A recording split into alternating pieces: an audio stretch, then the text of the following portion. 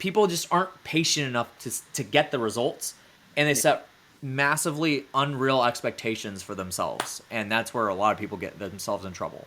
Welcome to the Ascend Your Success podcast. Whether you're just starting out or are a veteran looking to grow your business, you're in the right place. Join us to learn how to achieve financial freedom while working and living life on your own terms. Hear valuable insights, strategies, and interviews with successful entrepreneurs. Get ready to achieve the success you've always dreamed of. Ready? Let's go. What's going on, guys? My name is Wyatt Reed, and this is the Ascend Your Success podcast, and today I get to interview my friend Josh Culler. Me and Josh have been in a couple of groups together, and we've met each other at speaking engagements before, and I think we've known each other for like 4 years now, so I think it's going to be a really great one. So Josh, tell us a little bit about yourself and how you got started. It's a little different than the average person that's on here, right? You're in real estate, but kind of a different avenue, right? So tell us a little bit about that. Yeah, well, thanks for having me on, man. I much appreciate it. Look forward to bringing some value today. So I'll make it really quick, but if you guys want to hear my full story, I have like my own podcast that Wyatt we just recorded an episode on, so you can go check that out. Long story short, back in, I am 31 right now, and I graduated high school in 2011. By 2012, I was like working in a warehouse, and I knew one of my buddies that I had played basketball with and baseball with in high school. His dad owned a bunch of real estate rentals in our market. And I was like, dude, I really want I wasn't even interested in getting into real estate. I'm just like, I want to do something different than working in a warehouse, right? So I asked him, I was like, do you guys have anything you could do? Like, I'm pretty technically savvy and that sort of thing. Like, I know how to create some video content and stuff like that. And so they hired me, and I was doing just about everything. Like, I was doing, back then it was Craigslist postings, it was like Facebook group postings, connecting with buyers and all kinds of other stuff. Pre-looking houses. I was actually going out to visit houses. I was one of those guys putting out the bandit signs and everything at the, on the corners of street corners and stuff. And that was way back when I was 19 years old. And I was with them for about 6-7 months. And then I went to work for a competitor so Gary Harper, some people might know him who's on this podcast. He and I go way, way back. He was working with a couple other real estate investors in the Northwest Indiana market. They had built a really big wholesaling operation out here in the Midwest. And so I called him up, and I knew he was in that space. And I was like, hey, I've got like 6-7 months experience. I can do all these things. So he hired me on, and we did a little bit of virtual wholesaling out in Michigan and Ohio. We were in charge of that market for the company, and we did that for quite some time. And not saying we invented virtual wholesaling, but like nobody was doing it at that point. And Gary and I just realized we didn't like, driving, a few hours away every single week and that sort of thing. So we got that figured out, but it was a great time, learned from, one of the best in the industry, speeding it up to today. I worked in that organization as the marketing director at that point for about 6 years. And then we had all started a mastermind together. I went to run that mastermind after the organization split up in late 2017. It was a real estate mastermind. I ran that mastermind for 2 years. And all the while, I've always been in content creation. So podcast creation, video content, email marketing, graphic design, all of that stuff. And so I had been doing that for the organization because back then, marketing wasn't really marketing to motivated seller leads. It was all about building buyers lists. And you did that by delivering immense value to, the buyers and pampering them all the time.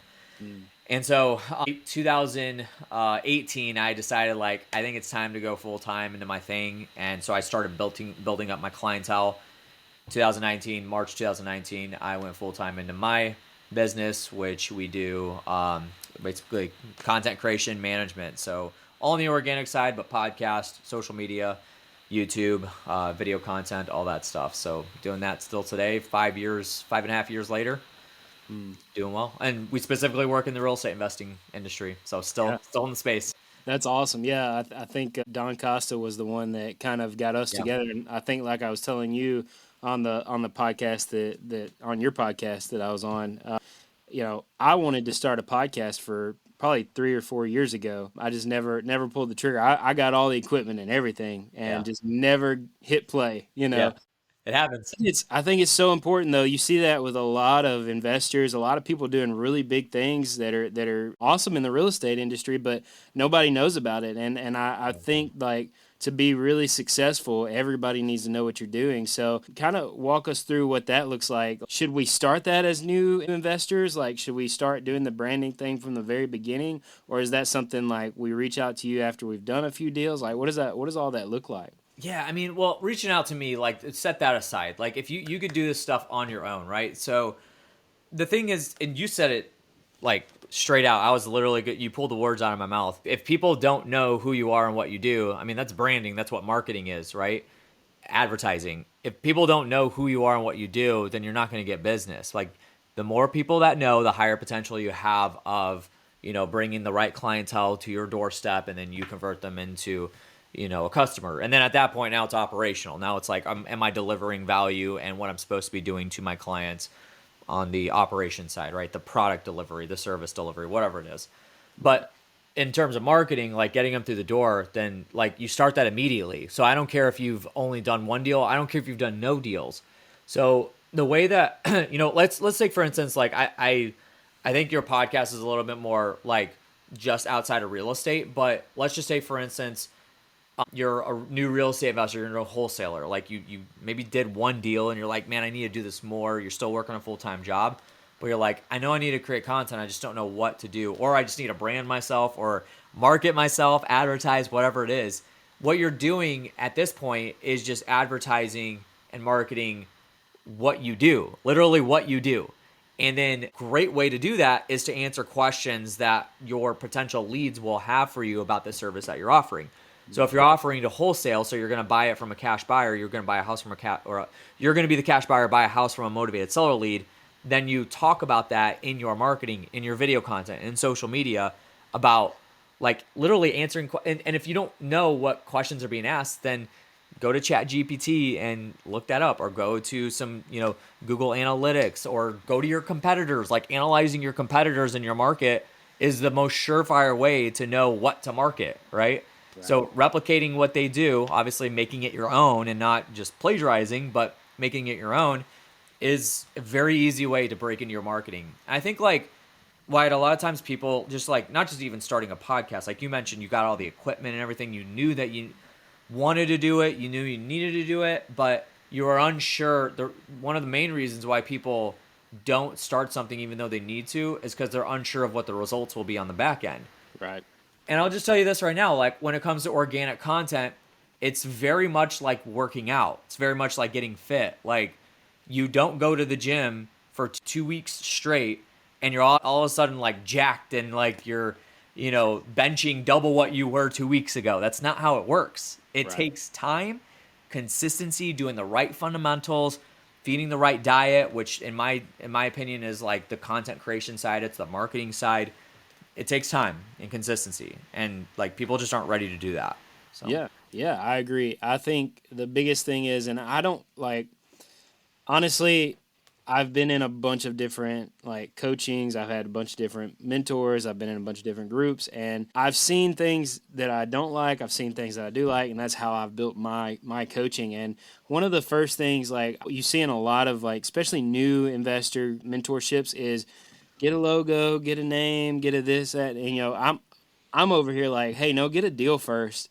It don't matter how you do it. Get a deal first, get some money in, and then spend some money on some branding, right? If you want to do that. But like, it don't take $20 to get a logo from like Fiverr or something. Just like what you said, go to ChatGPT and say, hey, what are the top 10 or top 20, objections or reasons why someone would sell their house, and just start making Facebook posts. You can take those questions and take a list of those like 20 questions and send it to somebody on Fiverr who will do, for $20 will make you flyers to post on Facebook and make them really nice. You don't have to spend hundreds of dollars on this stuff right off the bat. You can just do simple stuff. And if you don't want to spend any money, do it on Canvas and then you do it yourself.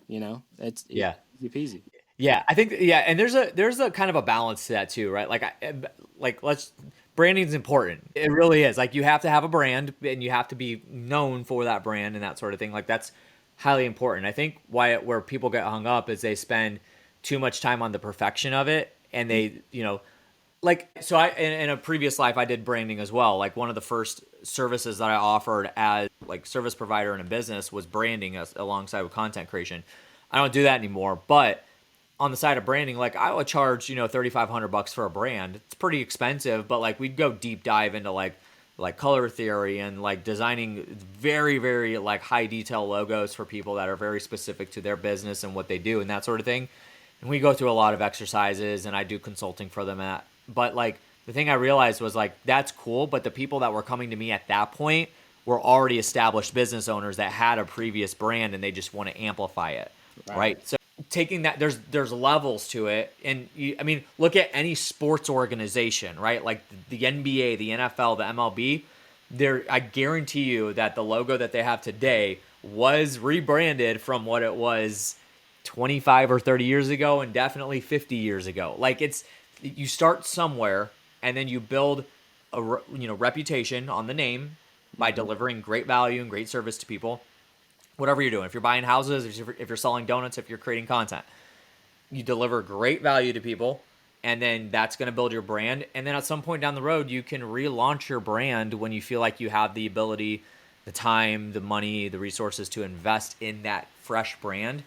And at that point, that's cool. But I think people just get hung up on the perfection of it and just they want it to be exactly like they want it to be super, super good. And then they wait 6 months for the brand to launch before they do any deals or before they sell a donut. Like do the action and then like the branding will come as you do it, right? Yeah, I think people they overcomplicate it and they focus in on that for too long. And like you said, and while they're focused on that, they're not doing deals, right? And they think that they're just stuck with what they said. Honestly, like I had that feeling when I first got started too. I'm stuck with what I say I am, who I say I am, what I do, right? But since then, I've probably rebranded my real estate company 2 or 3 times. I've rebranded my coaching company 2 or 3 times. And it happens, especially like when you're involved in so many different mentorships. Like I remember I started with Tom Kroll not long ago, about a year and a half ago, and he was like, I hate your name. I hate the logo. It confuses me. Change it. And I'm like, man, this is what I've had for so long. And, I was kind of like, I don't know about that. But then we changed it up, and lo and behold, he was right? It was confusing. So Yeah. Was that the logo that I commented on you about? Yeah, on my podcast. I was like, dude, that's pretty sick. See, it works, right? It was that was what we changed it to. Yeah, he was like, get an animal. I don't care what it is. Just don't do a rhino. And everybody does a rhino, so do something different. And so we did, and I love it, man. He's like, now get a bunch of T-shirts with a buffalo on it and the website on the back. I'm like, let's do it. Yeah, there you go. But you started somewhere, right? And that's the truth to everything. Like if you're starting a business, you don't start with 25 employees and 100 deals that you're doing a month. Like you start with one deal by yourself for a very long period of time, and then maybe 6 to 12 months down the road, when you're starting to ramp it up, you hire a TC or a EA. At that point, okay, I'm hiring somebody that's going to help me with doing my daily tasks and getting deals locked in and that sort of thing. And then maybe you're hiring some, service providers to send direct mail pieces for you or to manage your SEO and PPC campaigns. So it's like it's an evolution, and it's the same thing. It's the same practice as literally anything else. And again, I go back to like the gym. The gym example is like you don't just like you've never been to the gym before and you hop into the gym and you start curling 50-pound dumbbells. Like it's just not how it works. You got to start with the 15s and then you go up to the 20s after like 3 or 4 months of progression overload and that sort of thing. Like people just aren't patient enough to get the results, and they set massively unreal expectations for themselves, and that's where a lot of people get themselves in trouble. So 100%. So we kind of talked about how to get started, like how the different tasks that you can do to not spend money, to spend a little bit of money. What about now? Let's kind of move into more advanced, like whenever they've gotten a couple of deals, whenever they've started doing the content and stuff like that. How do you now take your business and amplify what they're doing to do even more?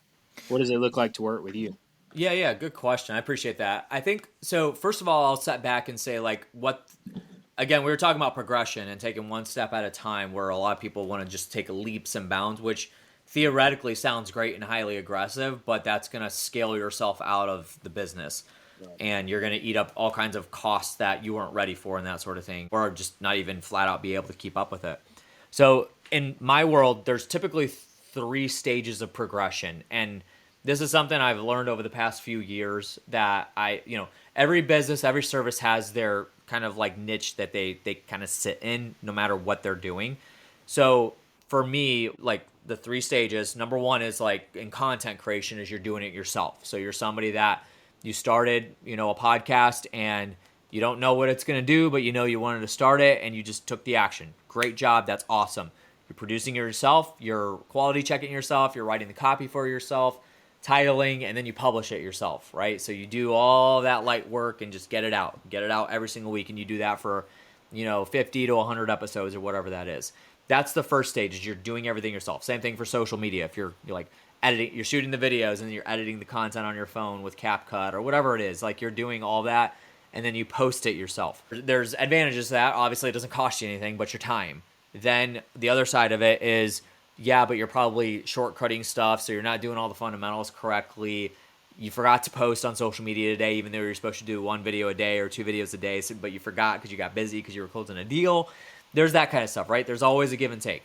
The next stage would be where you hire and I think this is where a lot of people will skip this stage and go straight to the third stage, which to me is okay for some people, but it's not highly advised. The second stage is typically an outside service provider. So you're hiring somebody such as myself where we do all the management for you. So I might look at Wyatt and say, all right, Wyatt, if we're managing your podcast, then I need you to record, if your podcast goes out once a week, then I need you to record at least, up to a month out every single, at all times. Like you need to have at least 4 episodes in the pipeline, in the can, ready for my team to produce so we have ample time to be able to manage everything. Wyatt is only responsible for the recording of the podcast and then uploading it for us, and that's it. There's nothing else. My team's fully managing it, taking it from phase like the editing, the creation of the show notes and the descriptions, the titling, like all the thumbnails, all that stuff, and then we publish it for them.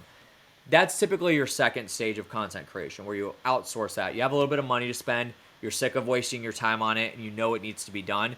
So you're just getting it out, it's going, that sort of thing, and it's growing. The third stage, which is where I said a lot of people skip from 1 to 3, and some people do this in different like capacities, but the third stage is obviously in-house. So now you have somebody that is an employee of yours that manages does everything that stage 2 does, but they're under your payroll. Mm-hmm. However, obviously the give and take is you're now managing that person. If you hire a service provider, there's a little bit of management with service providers, but typically, like, especially people that work with me, they can tell you that, like, I really do come in as that manager for my team on behalf of the client, right? So they're not talking to my video editors, they're not talking to my social media managers or anything like that. But the stage 3, a lot of people go from 1 to 3, hire a virtual assistant to manage everything for them. Maybe that virtual assistant only works like 5 to 10 hours a week, something like that. That's totally fine, but then where the danger comes in is typically that person that they brought in-house. This isn't for everybody, but this is most people that I've seen this case of. They'll bring that person in-house, and then that person will do everything they're supposed to, but they're not really executing fundamentals correctly.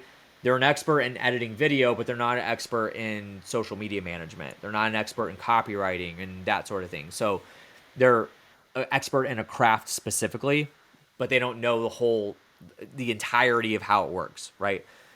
But then if you have like a large organization and you have a full-time videographer, a full-time social media manager, a full-time content creator, that sort of thing, that's where, you have specialities and they can kind of fall into that. That's where you see a lot of bigger organizations where they'll have 4 or 5 marketing people on their team full-time.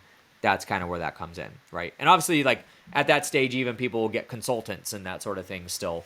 But there's kind of an evolution to it, and that's typically the way it goes. And a lot of people I'll have, Wyatt, that come to work with me, went from stage 1 to 3, and then they found that they had to do all the management and all the guiding and dictating and leading, where they thought they could just hand it off to this employee that they would pay 15 or 20 bucks an hour to, but they had to establish everything for them because they didn't know social media, they don't know podcast growth or whatever.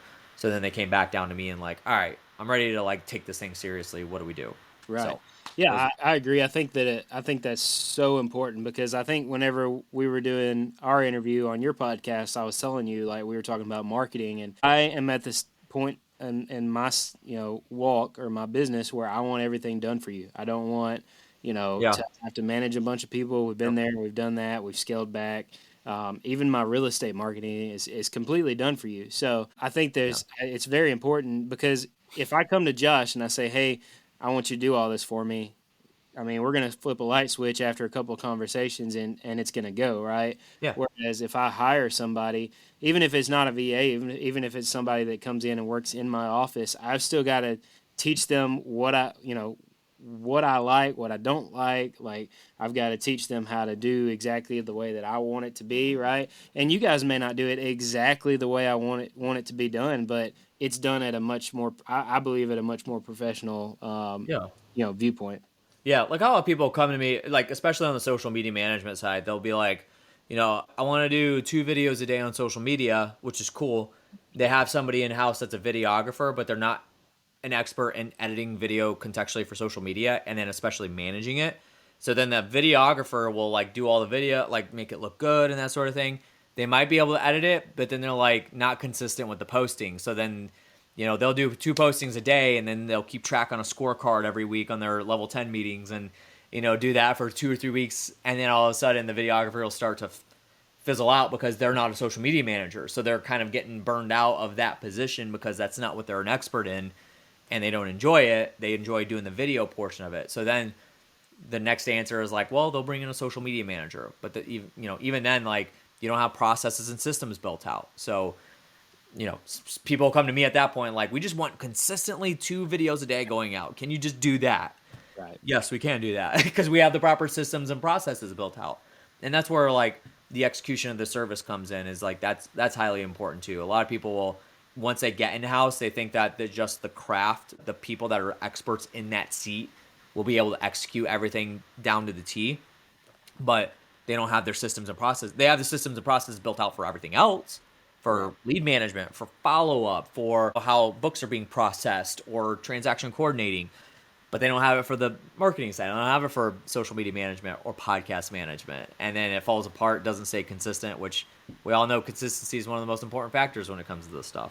100%. Yeah. I know I miss postings, and I've gotten to the point to where I feel like crap when I miss a posting and beating myself up over it, whereas back then I'm like, I'd be all right. But now I know how important it is, so that's very important. So We're coming up close to time. If you could go back now, from what you know now, and start all this over, or give yourself advice from the very, very beginning, like a new investor coming in, what kind of advice would you give these guys, as far as doing all of this, knowing what you know now? I think, man, so you asked it in a little bit of different manner than most people would, because most people are like, if you went back to when you were like 18 years old, what would you tell your like 18-year-old self? So you asked it a little bit differently, because my typical answer for that would be, I would just say, keep going the way you're going, because I'm a Christian, and I believe God's like leading me down the right paths that he's supposed to, as long as I take the proper actions. But that's kind of where my answer will be skewed to your question, is just taking the consistent action is the most important part of getting anywhere that you want to go. And I think like a big truth in this, especially for the younger demographic, is, learning how to fail and to fall on your face, but get back up. Because no matter who you're watching on social media, no matter what podcast you're listening to, YouTube channel, whatever book you're reading, I 100% guarantee you that person has failed far more than they have succeeded. And that is the truth in the way that this business world works, or just anything really, like any career that you go into.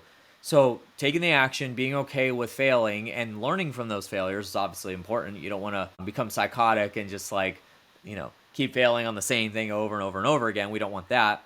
That's the definition of insanity.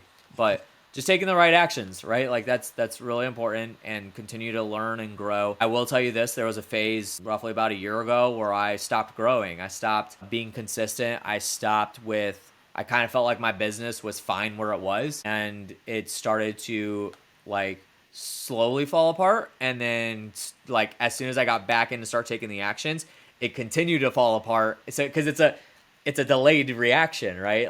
So then it started picking back up because I was staying consistent with my actions and that sort of thing. But I got too comfortable. Lesson learned, like continue to do the actions, continue to do what you're supposed to do for your organization, for your business. And that's the advice I would give you. So if you're 18, if you're 25, if you're 45, and you're looking to get into the business world or do anything, like with this, just take action. That's really all it is. Yeah, you gotta do the things that 99% of other people won't do, right? So, dude, how can people get a hold of you? How can they follow you? Like, tell us that. Yeah, I appreciate that, man. So I have two podcasts. Number one is the REI Marketing Weekly. So if you're a real estate investor in any way, shape, or form, all we talk about is marketing for real estate investors. So how to get deals, how to network, how to brand yourself, lead generation, all that stuff. Again, Wyatt was on that podcast. So I think by the time this podcast episode goes out, the episode with Wyatt on my podcast will have gone out. So make sure you do go check that out. And if it hasn't gone out, then subscribe, because then you'll get notified when his episode does go out. Right. That's a good episode, a good podcast. We do that once a week, and every once in a while I'll pepper in a solo episode myself, so you might get a second one on a weekly basis. The other podcast that I have is called the Impact Network, and that's very kind of open to not just business owners. I built it specifically outside of the business space. I do have business owners on there, but it's all about highlighting people that I have personal relationships with that I believe are impacting others for good. That one is shot live in a studio and really, really well, high production value and that sort of thing. So that's a lot of fun. And check that out, the Impact Network. On social, you can hit me on Instagram or Facebook. I am verified on both platforms. So I'm the only Josh Culler that's verified. So that's how you know it's going to be me. Send me a direct message if you want to connect, and just say Wyatt sent you, and we'll connect and answer any questions that you guys have for me. Heck yeah, man. Well, dude, I appreciate you so much for being on here. Thank you for being such a go-giver, man. And like I said, we've known each other for 4 years, and I've consistently seen you working with people that I know that I love and respect. And so that speaks words, man. The people that you're around are good people. So Yeah. thank you so much for being a part of it, man. Hey guys, I just want to challenge you. If you heard anything on here that you liked, that you related with, and I want to challenge you to do exactly what Josh said. Take massive imperfect action, right? So if you're interested in learning anything at all about real estate, then go to ascendyoursuccess.com, fill out that application. I look through them personally, and I will call you personally, and we'll have a conversation about it. So whether you're in or you're out, I'll see you next time. See you.